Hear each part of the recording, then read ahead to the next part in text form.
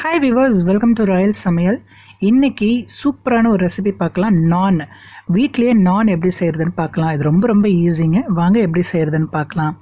அதுக்கு நான் மாவு எடுத்திருக்கேன். ஒரு 1 கிலோ மாவு, மைதா மாவு எடுத்திருக்கிறேன். இதில் வந்து 16 பீசஸ் வந்து நமக்கு வந்து நான் கிடைக்கும். இந்த 1 கிலோ மாவுக்கு 2 டீஸ்பூன் உப்பு போட்டுக்கிறேன்.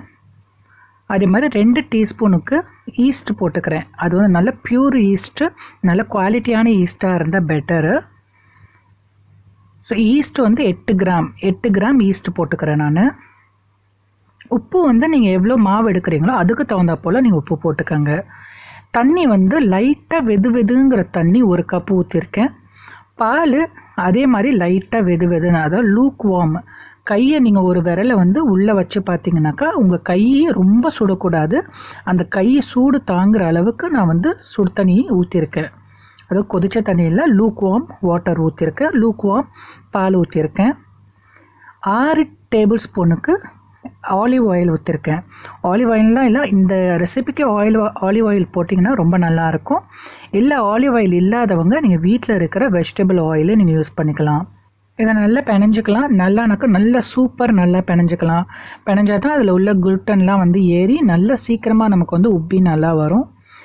இப்போ நல்லா பிணைஞ்சிட்டேன். நான் எந்த பாத்திரத்தில் நம்ம பிணைஞ்சமோ மாவை போட்டு அதே சட்டிலேயே அதே பாத்திரத்துலேயே வச்சு இதை நம்ம கிச்சன் டவல் இருந்தாலும் சரி, அப்படி இல்லைனா ஏதோ மூடி இருந்ததுனாக்கா மூடி போட்டு டிஸ்டர்ப் பண்ணாமல் அட்லீஸ்ட் ஒரு 6 மணி நேரம் நல்லா உப்பி வரும்.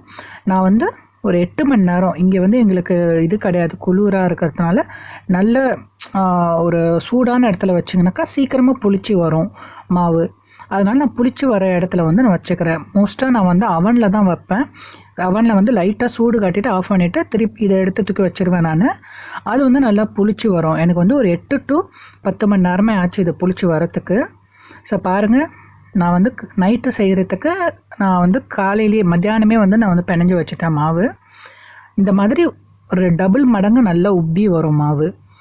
இந்த உப்பி வர மாவை லைட்டாக பிணைஞ்சிக்கலாம், ரொம்ப பிணைய வேணாம். ஏற்கனவே அது வந்து குளுட்டன் ஏறி நல்லா உப்பி வந்துருக்குது. இப்போ இதை பிளெயின் சர்ஃபேஸில் போட்டு நான் லைட்டாக எண்ணெய் தடவி இதை வந்து சும்மா ஒரு பேருக்கு கொஞ்சம் மிக்ஸ் பண்ண மாதிரி நான் வந்து பிணைஞ்சிக்கிறேன். இது உருண்டை போடுறதுக்கு இப்போ வந்து நான் வந்து ரெடி பண்ணுறேன். மாவு நல்லா சூப்பராக இருக்குது. இப்போ இதை ஒரே டைமையாக நான் வந்து கட் பண்ணாமல் 2 பீஸா போட்டு நான் வந்து உருண்டை போட்டுக்கிறேன். எப்போ உருண்டை போட்டாலும் இந்த மாதிரி நீங்கள் வந்து உருண்டை போடுங்க. சட்டுன்னு உங்களுக்கு வந்து வேலை சிக்கனமாக முடியும். இப்போ 2 பீஸஸாக போட்டு நான் இந்த பாலை 8 பீஸஸாக போட்டுக்கிறேன். நான் 8 பீசஸ் போட்டால் கரெக்டாக இருக்கும். ஸோ 2 இதுலேயும் 8னாக்கா 16 பீஸு நான் வந்து தாராளமாக செய்யலாம்.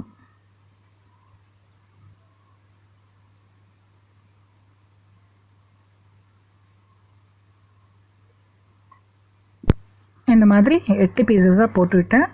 அதில் ஒரு பீஸா இந்த மாதிரி எடுத்து மாவை வந்து உள்ளே தள்ளுற மாதிரி, இப்போ நான் காட்டுற மாதிரி உள்ளே தள்ளுற மாதிரி போட்டு, ரொம்ப பெருசாக இல்லாமல் ரொம்ப மீடியமாக இல்லாமல் நம்ம வந்து பால் போட்டுக்கலாம். இது எக்ஸ்ட்ரா மாவு இருந்ததுன்னா இந்த மாதிரி எடுத்துருங்க.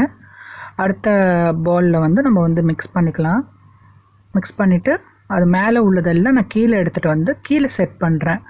இப்படி பண்ணும்போது நம்ம வளர்த்தும் போது ரொம்ப வசதியாக இருக்கும். நமக்கு எந்த பக்கமும் கிராக் வராது. அதாவது வெடிச்ச மாதிரி அந்த மாதிரி போகாது மாவு வளர்த்தும் போது. ஸோ கரெக்டாக பியூட்டிஃபுல்லாக ரவுண்டாக நமக்கு வரும். ப்ளஸ் இப்படி செய்யும்போது நமக்கு ஒரு பக்கம் மாவு வந்து அடியில் இருக்கும், மேலே வந்து நல்லா உப்பிக்கிட்டு வரும். அதனால தான் இந்த மாதிரி மாவு நம்ம வந்து பிணைஞ்சி பால் போடுறது. இப்போ செகண்ட் பாலையும் நான் இந்த மாதிரி 8 பீசஸாக கட் பண்ணி அதையும் இந்த மாதிரி பால் போட்டுக்கிறேன்.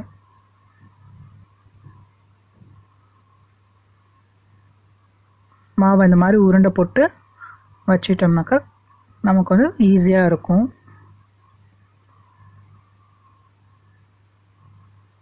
இப்போ எல்லாத்தையும் நான் உருண்டை போட்டுட்டேன்.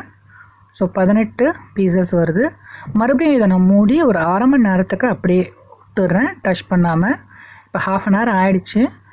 இப்போ ஃபஸ்ட்டு நம்ம எந்த உருண்டை போட்டோமோ அந்த இதை எடுத்து தான் ஒர்க் பண்ணுறோம்.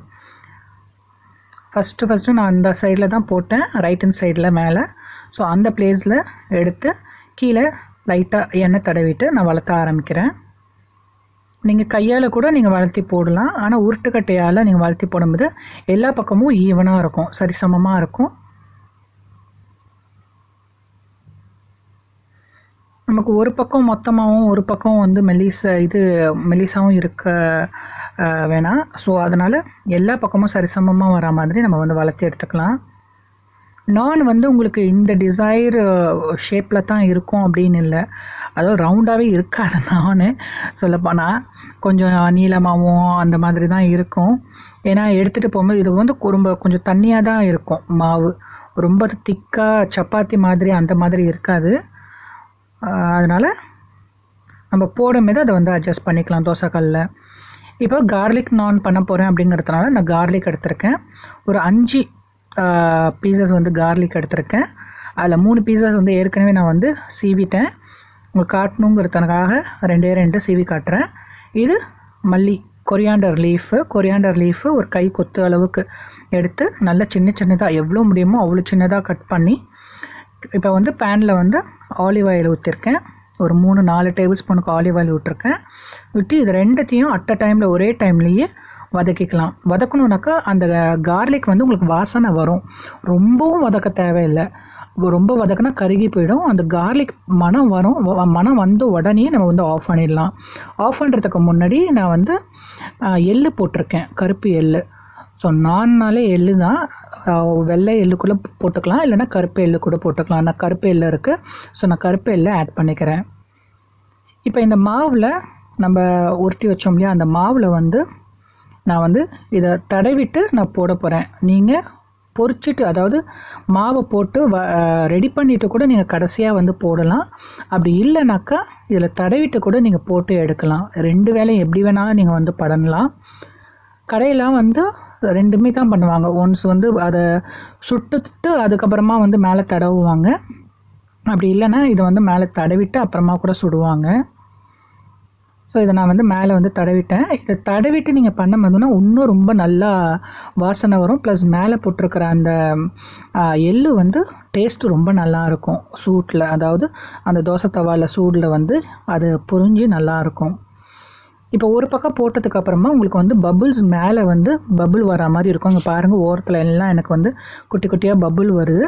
ஸோ இந்த டைமில் வந்து நான் லைட்டாக மேலே எண்ணெய் விட்டுக்கிறேன். ஆலிவ் ஆயில் போட்டாலும் பெட்டர், இல்லை வெஜிடபிள் ஆயில், வீட்டில் எந்த வெஜிடபிள் இருக்கோ அதை போடுங்க. இந்த மாதிரி ஒரு மேலே வந்து பபுள் வந்ததுக்கப்புறமா நம்ம டக்குன்னு திருப்பி போட்டுடலாம்.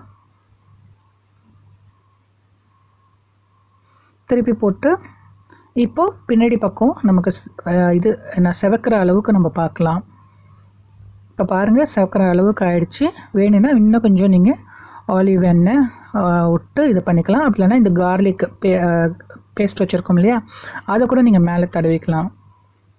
ஸோ இப்போ தடவியாச்சு, அவ்வளோதான், நமக்கு நான் ரெடி ஆகிடுச்சு.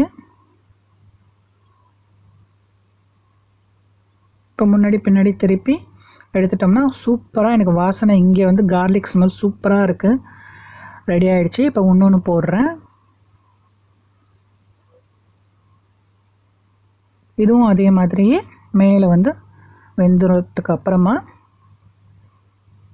இதில் நான் அந்த மாவுலேயே வந்து எல்லாம் போட்டுட்டு தான் எடுத்துகிட்டு வந்திருக்கேன். இப்போ தான் மேலே வந்து அந்த கார்லிக் பேஸ்ட்டை தடவுறேன் நான். உங்களுக்கு கார்லிக் சாஸ், அதாவது எண்ணெய், கார்லிக் எண்ணெய் இருந்தால் கூட நீங்கள் வந்து யூஸ் பண்ணிக்கலாம். இப்போ மேலே எனக்கு வந்து உப்பிட்டு வருது. ஸோ இந்த டைமில் நான் வந்து திருப்பி போடுறேன். இது வந்து கல் வந்து ரொம்ப சூடாகவும் இருக்கக்கூடாது, ரொம்ப ஸ்லோவாகவும் இருக்கக்கூடாது, மீடியம் இதில் வச்சுக்கோங்க. அப்போ தான் மாவு வந்து உங்களுக்கு வேவும், ப்ளஸ் வந்து கருகிடாமல் தீஞ்சிடாமல் நல்லா கரெக்டாக வரும். இப்போ 2வது பீஸும் எடுத்து வச்சுட்டேன். இது வந்து 3வது பீஸு. இதுதான் வந்து ரியலாகவே வந்து நான் ஷேப்பில் இருக்குது எனக்கு பார்க்குறதுக்கு. ஸோ முன்னாடி பின்னாடி திருப்பி போட்டுக்கலாம். திருப்பி போட்டுட்டு கார்லிக்கை தடவிக்கலாம், ஆலிவ் ஆயிலும் தடவிக்கலாம் மேலே. இதுக்கு சைட் டிஷ் நிறையா இருக்குதுங்க. நீங்கள் சிக்கனு, பட்டாணி, இல்லைனாக்கா வந்து சனா தால் அந்த மாதிரி எது வேணாலும் வச்சுட்டு நீங்கள் தொட்டுட்டு சாப்பிட்லாம். ரொம்ப ரொம்ப நல்லாயிருக்கும். எனக்கு வந்து நான் ரெடி ஆகிடுச்சு. எனக்கு சூப்பரான டின்னர் தான் எங்கள் வீட்டில். எவ்வளோ நல்ல சாஃப்டாக இருந்தது பாருங்கள். சூடாக சாப்பிடுங்க. சூடாக சாப்பிடும்போது இன்னும் ரொம்ப நல்லாயிருக்கும்.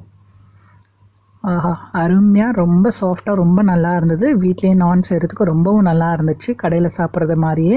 கண்டிப்பாக இதை ட்ரை பண்ணி பாருங்கள். ட்ரை பண்ணிவிட்டு எப்படி இருக்குன்னு சொல்லுங்கள். இந்த வீடியோ பிடிச்சிருந்தா கண்டிப்பாக லைக் பண்ணுங்கள், ஷேர் பண்ணுங்கள், சப்ஸ்கிரைப் பண்ணுங்கள். தேங்க்யூ ஃபார் வாட்சிங். தேங்க்யூ. Bye bye.